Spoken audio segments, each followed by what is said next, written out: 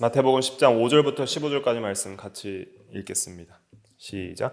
예수께서 이 열두를 내보내시며 명하여 이르시되 이방인의 길로도 가지 말고 사마리아인의 고을에도 들어가지 말고 오히려 이스라엘 집에 잃어버린 양에게로 가라.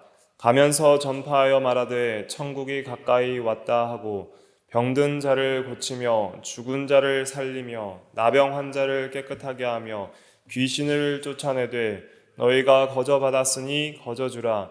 너희 전대에 금이나 은이나 동을 가지지 말고 여행을 위하여 배낭이나 두벌 옷이나 신이나 지팡이를 가지지 말라. 이는 일꾼이 자기 먹을 것 받는 것이 마땅함이라. 어떤 성이나 마을에 들어가든지 그 중에 합당한 자를 찾아내어 너희가 떠나기까지 거기서 머물라. 또 그 집에 들어가면서 평안하기를 빌라. 그 집이 이에 합당하면 너희 빈 평안이 거기 임할 것이요 만일 합당하지 아니하면 그 평안이 너희에게 돌아올 것이니라. 누구든지 너희를 영접하지도 아니하고 너희 말을 듣지도 아니하거든 그 집이나 성에서 나가 너희 발의 먼지를 떨어버리라. 내가 진실로 너희에게 이르노니 심판날에 소돔과 고모라 땅이 그 성보다 견디기 쉬우리라. 아멘. 말씀의 제목은 열두 제자 파송입니다. 5절에 예수께서 이 열두를 내보내시며 그랬습니다. 제자를 파송하시게 되는데 제자를 파송하신 일에 대해서 이제 말씀을 증거하겠습니다. 제목은 열두 제자 파송, 제자 파송 이렇게 해도 되겠습니다. 5절부터 보면 예수께서 이 열두를 내보내시며 명하여 이르시되 이방인의 길로도 가지 말고 사마리아인의 고을에도 들어가지 말고 오히려 이스라엘 집에 잃어버린 양에게로 가라 그랬습니다. 예수님께서 제자를 파송하시면서 이방인 전도보다 먼저 이스라엘 백성들 전도를 우선적으로 하라고 명령을 하셨습니다. 이것은 어떤 민족적 편견이나 또 영원히 그렇게 하라는 말로써 말씀하신 것이 아니라 하나님의 구원 계획이 이스라엘부터 시작되어서 이방으로 전파되는 것이 하나님의 구원 계획이었기 때문에 그렇게 한시적으로 먼저는 유대인에게 복음을 전하라고 말씀을 하신 것입니다. 그래서 사도행전에도 보면은 너희가 모든 족속으로 성령이 너희에게 임하시면 너희가 권능을 받고 예루살렘부터 시작하잖아요. 예루살렘과 그다음 온 유대와 사마리아와 땅끝까지 내 증인이 되리라 그랬습니다. 그래서 유대로부터 시작해서 예루살렘, 유대, 사마리아, 그다음 땅끝까지 그렇게 이제 복음이 전파되는 것이 하나님의 구원 계획이기 때문에 먼저는 이스라엘 백성들에게 먼저 가라 그랬습니다. 그래서 이사야 49장 6절이나 이런 데도 보면 예언이 먼저는 이스라엘부터 이제 구원이 시작될 것을 예언을 하고 있고 또 로마서 1장 16절에도 보면 바울 사도가 구원 역사에서 유대인의 우선성을 말을 했어요.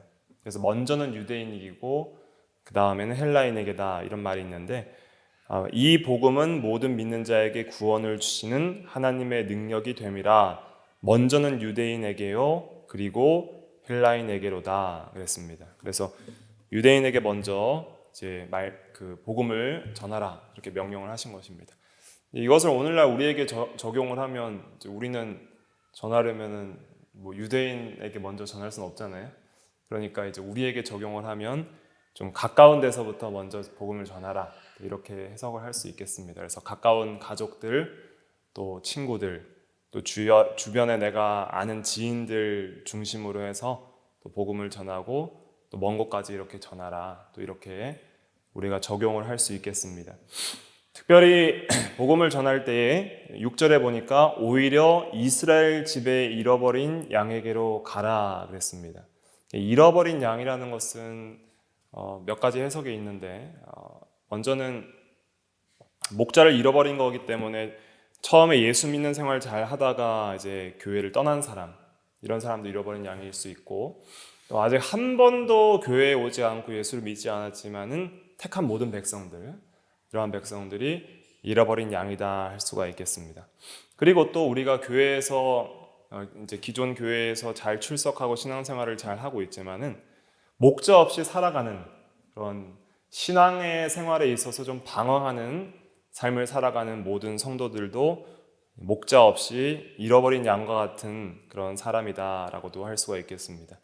예수님께서 그런 잃어버린 양과 같은 무리들을 보고 굉장히 불쌍히 여기신 내용이 마태복음의 9장에 나옵니다. 마태복음 9장 36절 한번 보세요. 9장 36절 같이 읽어볼게요. 시작. 무리를 보시고 불쌍히 여기시니 이는 그들이 목자 없는 양과 같이 고생하여 기진함이라. 아멘. 그래서 무리들을 보시니까 불쌍히 여기셨는데 목자 없는 양과 같이 인도함을 받지 못해서 이리저리로 고생하고, 특별히 질병으로 고생했죠. 그 35절에 보면 모든 병과 모든 약한 것을 고치시니라 한 것을 보니까 질병으로 고생하고, 또 마귀에 짓눌려서 사탄의 권세에 사로잡혀서 고생했고, 또 죄악에 종살이하느라고 고생했고, 또 여러 가지 인생에 있어서 바른 길, 의의 길, 생명길을 잃어버리고 어떻게 믿고 어떻게 살아야 하는지를 몰라서, 인생의 길을 어떻게 걸어가야 되는지를 몰라서 그 인도함을 받지 못하기 때문에, 진리로서 인도함을 받지 못하니까 갈팡질팡하면서 실패하는 그런 인생 가운데 이 고생하며 기진하는 그런 목자 없는 양과 같은 인생들을 보시고 불쌍히 여기셨다 그랬습니다. 그래서 우리도 이 세상을 살아가면서 때론 주님을 잃어버릴 때가 있습니다. 주님을 잃어버리는 것은 말씀을 잃어버리는 것과 같아요. 말씀을 의지하고 말씀을 기억하고 또 말씀을 따라가는 그러한 말씀 중심, 성경 중심의 삶을 잃어버리는 것이 주님을 잃어버리는 겁니다. 그러니까 하와도 말씀을 잃어버리니까 마귀의 유혹에 넘어갔잖아요. 그런 것처럼 우리가 우리의 삶 속에서, 우리의 마음 속에서 진리를 잃어버리고, 예수님은 진리시기 때문에 진리를 잃어버리고 성경 떠나서 이 세상에서 열심히 살아가도 목자 없는 양과 같이 사는 거예요. 그러니까 그것도 잃어버린 양이다 할 수가 있겠습니다. 그런 것을 주님께서는 불쌍히 여겨 주십니다. 그것처럼 우리도 우리가 목자 없는 양이 되어서 잃어버렸을 때 주님께로 돌아가야 되겠고, 또 우리도 이제 항상 주님과 동행하고 진리와 동행하면서 그렇게 진리를 떠나 사는 사람들 있잖아요. 또 주님 없이 이 세상에서 아무리 잘 살아도, 아무리 부자라도 주님 없이 살아가는 사람들, 아무리 유명 연예인이 되어도 주님 없이 살아가는 사람들은 다 불쌍한 거예요. 얼마나 불쌍해요. 무엇이 생명길이고 무엇이 진리인지 모르고 살아가니까 얼마나 불쌍해요. 그래서 그러한 사람들에게 전할 수 있는 사람들 위주로 해서 우리가 어떻게 하든 그 사람들에게 기회가 되면 생명길을 전할 수 있는 그런 복음 전도자의 사명을 잘 감당을 해야 하는 것입니다. 그래서 잃어버린 양에게 가라 그랬으니까 우리가 살면서 이 하나님의 섭리 가운데 만나게 해주시는 사람들이 있을 거예요. 그런 사람들에게 전할 수 있으면 한 번이라도 더 복음을 전하고 진리를 깨닫고 진리 되신 주님께, 목자장 되신 주님께로 돌아올 수 있도록 그렇게 전해야 됩니다. 듣든지 안 듣든지 전하면 돼요. 전하면 믿고 안 믿고는 주님이 결정하시는 겁니다. 그러니까 우리는 순종만 잘하면 되는 것입니다. 그리고 잃어버린 양을 불쌍히 여길 수 있는 그런 주님의 시각, 시선, 이런 것들을 우리 마음에 가져야 됩니다. 그러려면 이제 주님의 마음을 품어야 하는 것이죠. 주님과 같은 그러한 사랑의 마음을 가지고 복음을 전해야 하겠습니다. 7절 보면 가면서 전파하여 말하되 천국이 가까이 왔다 하고 병든 자를 고치며 죽은 자를 살리며 나병 환자를 깨끗하게 하며 귀신을 쫓아내되 너희가 거저 받았으니 거저 주라 그랬습니다. 천국이라는 것은 하늘나라인데 하나님 나라와 동의어입니다. 그래서 하나님이 왕 되신 세계, 하나님 나라는 하나님이 왕 되신 세계를 가리키는 거예요. 그러니까 그 천국이 가까이 왔다 하는 것은 예수 그리스도의 초림으로 인해서 천국이 이제 임박하게 임한 거예요. 그래서 이미 예수님의 초림을 통해서 하나님의 실질적 권능의 통치가 이 세상에 임했고, 이제는 또 앞으로 재림을 통해서 이제 완성될 하나님 나라를 우리가 또 소망 가운데 살아가고 있는 것이죠. 이 복음 전파는 또 천국을 소유하게 합니다.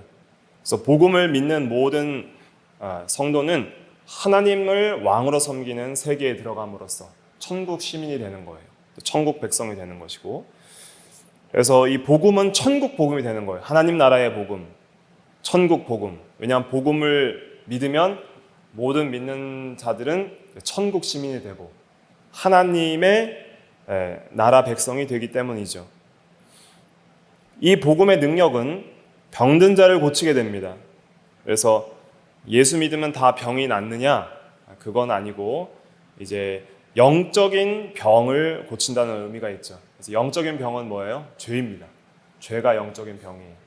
그렇기 때문에 죄의 병, 영적인 병인 죄를 고쳐서 의롭다함을 얻게 하고 법적으로 또 실제적으로 죄를 이길 수 있는 유일한 길은 복음을 믿는 거예요. 그래서 영적인 병이 낫게 되며 또 실제적으로 하나님이 뜻하시면 육신의 질병들도 낫게 됩니다.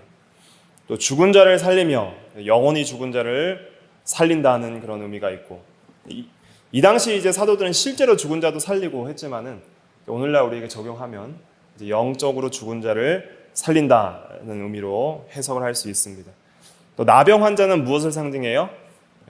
전적으로 부패한 그런 영적 상태. 영적 나병 환자는 이제 나병이라는 것은 온 몸에 다 퍼져서 몸을 썩게 하는 병이잖아요. 그런 것처럼 우리의 모든 마음과 영혼이 다 썩어서 전적으로 부패해서 오염되고 죄로 오염된 상태라서 영적으로 나병 환자와 같은데, 그러한 영적 나병에서 복음은 우리를 깨끗하게 해준다. 또 귀신을 쫓아내며 그랬는데, 예수를 믿으면 이제 귀신의 절대적인 지배에서 해방이 되는 거예요. 그래서 악한 영이 우리를 완전히 사로잡지 못하고 또 악한 영의 그런 지배 아래서 해방이 됩니다. 그래서 예수를 믿으면 왕이 이제 예수님이고 성령의 인도를 받고 또 진리의 통치를 받기 때문에 우리는 귀신의 절대적인 지배에서 해방이 돼요. 그러나 상대적인 지배를 받을 수는 있어요. 상대적으로 귀신이 우리를 미혹하고 또 죄를 짓도록 우리의 마음에 욕심을 일으킬 때 우리가 왕이신 주님을 떠나고 진리를 떠나면은 순간적으로 우리도 유혹에 빠질 수가 있습니다. 그것을 조심해야 됩니다. 그러나 완전히 계속적으로 절대적인 악령의 지배를 받지는 않습니다. 항상 우리는 성령의 주도적 지배를 받고 은혜 아래에 있기 때문에 우리는 항상 예수님을 누구든지 의지하기만 하면, 또 회개하고 돌이키기만 하면 우리가 귀신을 이길 수 있고 악한 영을 이길 수 있는 것입니다. 너희가 거저받았으니 거저주라 그랬어요. 그래서 이런 복음의 은혜는 우리가 어떤 값을 치르고 우리가 얻은 것이 아니라 거저받은 은혜잖아요. 그러니까 복음의 이 은혜를 받은 것은 거저 주는 거예요. 또 우리를 희생하면서 줘야 됩니다. 남에게 베풀면서 주고 희생하면서 주고, 그래서 뭔가 어떤 이득을 취하기 위해서 복음을 사용하는 자들은 아주 악한 자들이에요. 그래서 어떤 대가를 바라고 복음을 전하지 말고 항상 우리가 예수님처럼 희생하는 정신으로 그렇게 복음을 전해 나가야 됩니다. 9절부터 10절 같이 읽어볼게요. 9절 10절 시작. 너희 전대에 금이나 은이나 동을 가지지 말고 여행을 위하여 배낭이나 두벌 옷이나 신이나 지팡이를 가지지 말라. 이는 일꾼이 자기 먹을 것 받는 것이 마땅함이라.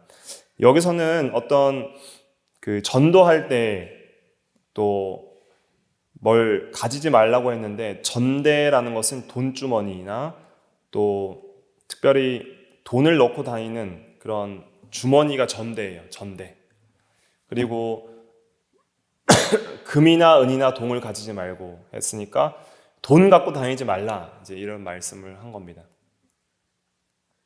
또 여행을 위하여 배낭은 이제 여행할 때 가지고 다니는 자루와 같은 것인데 과거에는 그런 배낭에 이제 두벌 옷, 신, 지팡이 이런 거 가지고 다니지 말라. 왜냐하면 일꾼은 자기 먹을 것을 받는 것이 마땅하기 때문에 이 복음 전도 사명에 모든 것을 희생하는 이 12제자와 같은 사람들은 이제 먹을 것 걱정하지 말고 하나님이 다 주실 것 믿고 이제 가라는 거예요. 그래서 우리가 전도할 때 이제 돈 걱정하면서 전도할 필요 없습니다. 전도하고 또 복음이 전파되는 것은 하나님이 다 하시는 거기 때문에 뭘 먹을까 마실까 또 입을까 염려할 필요 없이 우리가 하나님 일을 하면 하나님께서 필요한 돈은 다 주세요. 그래서 전도할 때도 그렇고 특별히 교회의 일을 하고 특별히 주님의 일을 하기 위해서 여러 가지 이제 교회에 필요한 여러 일들을 하며 또 교회를 세워나가기 위해서 진리운동을 해나갈 때에 하나님께서 물질들 필요한 거 있으면 다 주십니다. 걱정할 거 없어요. 열심히 하는 자에겐 다 주세요. 그리고 또 넓은 의미로서 우리 모든 성도들에게 적용할 때 특별히 먼저 그의 나라와 그의 의를 구해 나갈 때 이것은 한마디로 말하면 말씀 순종할 때 말씀을 순종하기 위해서 매일의 삶 속에서 힘을 써 나갈 때에 그럴 때에 이제 하나님께서 필요한 또 모든 것들도 주신다는 거예요. 물론 각자가 개인적으로 일상생활에서 열심히 살고 또 노력을 해야 되지만은 그렇게 열심히 살아가는 가운데 매 순간순간 우리가 진리를 잘 순종해 나가면서 그렇게 열심히 살아갈 때에 하나님께서 필요한 모든 것들도 다 주시고 또 물질적인 그런 돈이나 또 먹을 문제들도 다 해결해 주신다 하는 것을 기억을 해야 됩니다.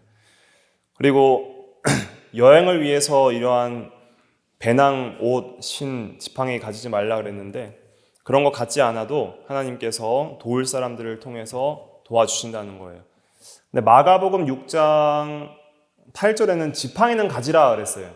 마태복음에는 지팡이 가지지 말라 그랬는데 마가복음 6장 8절에는 지팡이만 가지라 그랬어요. 지팡이는 하나님의 능력을 상징하거든요. 모세가 지팡이를 가졌던 것처럼. 그래서 이런 하나님의 능력을 의지하고 가라 이런 의미로서 이제 마가복음에서는 예외로 이렇게 하였고 또 이제 예수님께서 처음 이 전도 사역을 처음 이제 하라고 파송할 때에는 이런 것을 가지지 말라 그랬는데 예수님께서 잡혀 이제 죽으시기 전에는 가지라고 한 것이 많이 생깁니다. 그걸 찾아보면 누가복음 22장 35절 한번 찾아볼게요. 누가복음 22장 35절. 누가복음 22장 35절부터 36절 같이 읽어볼게요. 시작. 그들에게 이르시되 내가 너희를 전대와 배낭과 신발도 없이 보내었을 때에 부족한 것이 있더냐 이르되 없었나이다. 이르시되 이제는 전대에 있는 자는 가질 것이요 배낭도 그리하고 검 없는 자는 겉옷을 팔아 살지어다. 전에는 이런 거 없이 보냈을 때에는 부족한 것이 없었는데 이제는 전대에 있는 자는 가지라 그랬습니다. 돈주머니도 가지라는 거예요. 그리고 배낭도 그리하고 검도 사라 그랬습니다. 세 가지를 말했죠. 전대, 배낭, 그다음 검. 그래서 이것은 환난 때에 전도하려면 평안할 때 전도할 때랑은 좀 다르게 준비를 해야 된다는 거예요. 그러니까 이제 오늘날은 지금 우리 한국 사회에서 전도할 때는 사실은 평안할 때잖아요. 전도한다고 잡아 죽이고 핍박하고 그러지 않잖아요. 그러니까 우리가 평안하게 전도할 수 있지만 특별히 환난 때, 특별히 예수 믿는 자들을 박해하고 교회를 핍박할 때 이럴 때는 우리가 준비해야 될 것들이 있어요. 이 준비는 물질적 준비가 아니라 영적 준비를 상징을 하는 것입니다. 그래서 영적인 전대, 영적 주머니, 영적인 검, 하나님 말씀 이런 걸 가지라는 거예요. 영적인 전대는 이제 영적 양식, 영적 실력 이런 걸 가리키는 거예요. 그래서 우리가 환난 때 전도하고 환난 때 말씀을 전파하려면 평안하게 앉아서 말씀 준비하고 평안하게 앉아서 전도할 수 없잖아요. 그러면 이제는 뭐가 없어도 전할 만한 그런 내적 실력이 있어야 되잖아요. 마음속에 있는 진리, 깨달은 진리와 체험적 신앙 이런 것들이 있어야 되는 거예요.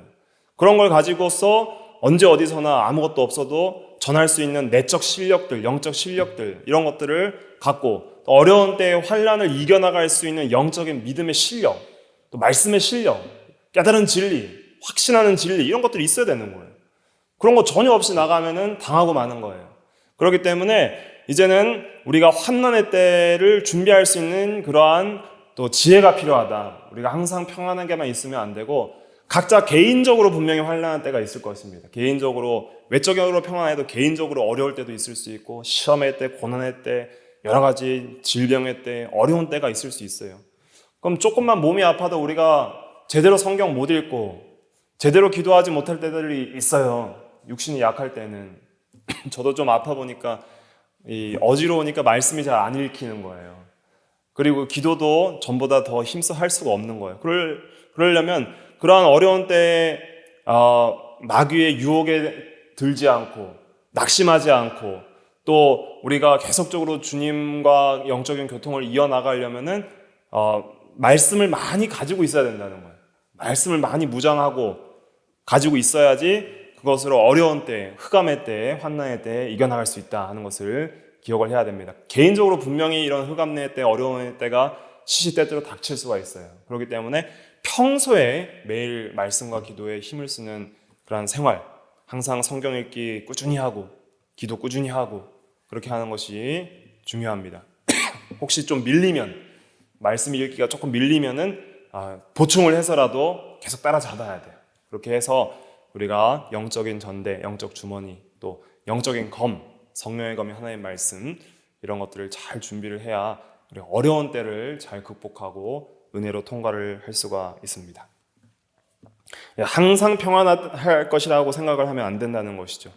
그래서 지혜롭게 개미가 겨울에 환난을 양식 없을 때를 위해서 여름에 부지런히 일하는 것처럼 우리도 조금이라도 힘이 있고 조금이라도 또 집중력이 있고 또 여러 가지 기회가 있을 때 말씀을 많이 배우고 또 외우고 또 순종하길 힘쓰는 우리가 다 돼야 되겠습니다. 또 11절부터 보면 어떤 성이나 마을에 들어가거든 그 중에 합당한 자를 찾아내어 너희가 떠나기까지 거기서 머물라 그랬습니다. 그래서 전도할 때 하나님께서 합당한 사람들을 붙여주신다는 거예요. 그래서 바울도 혼자 전도한 게 아니라 바나바와 같이 했었고 또 누가와도 같이 했었고 디모데나 디도나 이러한 좋은 신앙의 동역자들을 붙여주셨고 또 빌립보 전도할 때는 루디아를 만나서 루디아의 마음을 열어서 루디아의 집에서 빌립보 교회가 세워지게 하는 그런 놀라운 은혜들을 베풀어 주셨죠. 그래서 우리가 하나님 일 하다 보면 참 신기한 일들을 많이 만납니다. 그래서 정말 생각하지 못했던 사람들도 만나고 환경들도 만나고 또 여건들도 만나서 그런 하나님의 복음 사역들이 계속적으로 이어져 나갈 수 있도록 도우시는 하나님의 놀라운 섭리의 손길들을 보는 거예요. 그건 하나님 일 하는 사람만 알 수 있는 거예요. 그렇기 때문에 우리도 어떻게든 우리가 때를 얻든지 못 얻든지 주의 일을 많이 할 수 있도록 그렇게 힘을 써야 되겠습니다. 12절부터 보면 또 그 집에 들어가면서 평안하기를 빌라 그랬습니다. 그 집이 이에 합당하면 너희 빈 평안이 거기에 임할 것이요 합당하지 아니하면 그 평안이 너희에게 돌아올 것이니라 그랬습니다. 그래서 항상 이제 합당한 집을 만나면 평안을 빌고 근데 그 집이 합당하면 이라는 것은 이제 복음을 잘 받아들이면 이런 말이죠. 말씀을 잘 받아들이고 하나님 말씀을 바로 믿고 순종하면 그러면 그 평안이 그 집에 임할 것이고 오히려 배척하고 또 핍박하면 그 평안이 오히려 평안을 빈 우리에게 돌아올 것이라 그랬습니다. 그래서 우리도 이 전도할 때 우리를 핍박하는 사람들이 있을 수 있어요. 이렇게 야외에서 노방 전도도 해보면은 어떤 사람들은 감사합니다 하고 잘 받는 사람들이 있는가 하면은 어떤 사람들은 아주 욕을 하면서 싫어하는 사람들도 있어요. 그런데 우리는 좋은 마음으로 그렇게 복음을 전하고 평안을 빌었을 때에 그렇게 배척하는 사람들 때문에 그 평안이 사라지는 것이 아니라 오히려 그 평안이 누구에게 돌아와요? 그 전한 사람에게 돌아오니까 그 평안이 저 사람이 받는다 하면 나에게도 돌아오는구나 하는 그러한 마음을 가지고 항상 좋은 마음으로 이렇게 전하기를 또 힘써야 됩니다. 왜냐하면 복음을 받지 않는 것은 가장 큰 심판을 받는 죄예요. 우리 14절부터 15절 같이 읽어볼게요. 14절부터 15절 시작. 누구든지 너희를 영접하지 아니하고 너희 말을 듣지도 아니하거든 그 집이나 성에서 나가 너희 발의 먼지를 떨어버리라. 내가 진실로 너희에게 이르노니 심판날에 소돔과 고모라 땅이 그 성보다 견디기 쉬우리라. 아멘. 소돔과 고모라가 아주 죄악된 도시로서 그들이 심판을 받을 때 그들이 참으로 악한 죄를 지었기 때문에 우리가 심판을 받았다 생각을 하잖아요. 그런데 소돔과 고모라가 지은 죄보다 더 악한 죄가 뭐냐면 예수 그리스도의 복음을 반대하는 죄예요. 믿지 않는 죄. 왜냐하면 예수 그리스도의 복음은 하나님의 은혜가 더 풍성히 드러났죠. 하나님의 은혜가 이렇게 풍성히 드러나서 누구든지 믿기만 하면은 구원을 받는 그 놀라운 은혜를 배척했기 때문에 그 죄는 그런 복음이 완전히 드러나지 않은 구약시대의 소돔과 고모라가 지은 죄보다 더 크다는 거예요. 그렇기 때문에 이 소돔과 고모라 백성들보다 복음을 배척한 죄인들이 더 큰 심판을 받게 된다.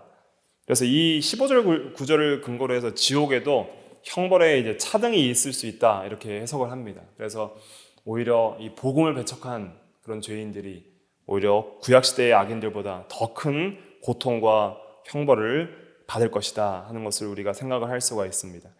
그러므로 이 복음을 배척하는 것이 얼마나 큰 죄인지를 알아야 되는 것이죠. 그런데 우리는 복음을 또 믿게 된 것이 또 얼마나 큰 은혜인지를 알게 되는 것이죠.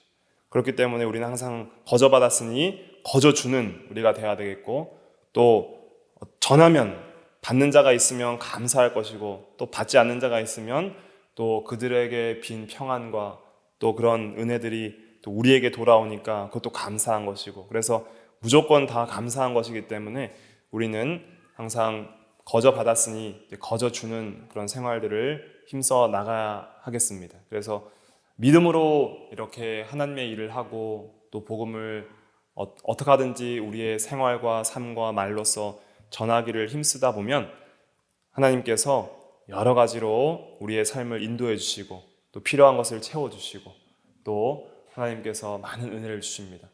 복음 전도의 또 귀한 유익은 뭐냐면, 내가 복음을 전하다 보면은 스스로 자기의 어떤 부족함들, 회개할 점들도 많이 발견하게 되고, 또 그렇게 복음을 전함으로써 오히려 내가 더 많은 은혜를 받게 됩니다. 그래서 그리스도의 그 구속의 은혜를 전함으로써 나도 똑같이 그 구속의 은혜로 구원받은 죄인으로서 내가 받은 은혜에 더욱더 깊이 감격하게 되고 또 감사하게 되는 그러한 은혜들이 있으니까, 우리가 어떻게 하든지 때를 얻든지 못 얻든지 우리에게 기회를 주시는 대로 이렇게 복음을 잘 전하고, 또 우리가 복음에 합당한 삶을 살아야 됩니다.